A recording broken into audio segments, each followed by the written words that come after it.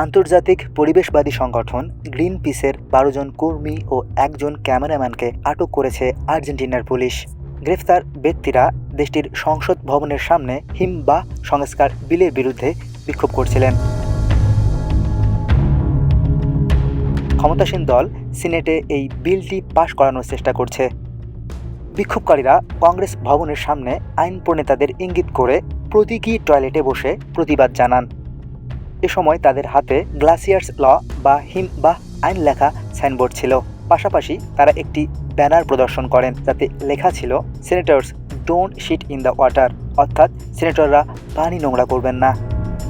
স্থানীয় সংবাদ মাধ্যম জানিয়েছে, ওই প্রতীকী বিক্ষোভের পর ফেডারেল পুলিশ পরিবেশবাদীদের আটক করে। ক্ষমতাসীন দল যে হিমবাহ আইন সংস্কার করতে চায় তার লক্ষ্য ২০১০ সাল থেকে কার্যকর হওয়া জলসম্পদ সংরক্ষণে বিদ্যমান পরিবেশগত সুরক্ষা কাঠামোতে পরিবর্তন আনা।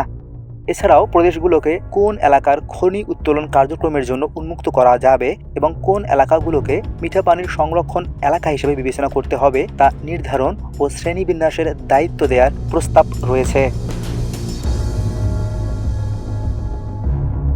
গ্রিনপিসের প্রোগ্রাম পরিচালক ডিয়েগো সালাস এক বিবৃতিতে এই আইনকে প্রতিক্রিয়াশীল ও অসাংবিধানিক বলে আখ্যা দেন। তিনি বলেন, এই আইনের কারণে লাখ লাখ মানুষ পানি সংকটে ভুগবে।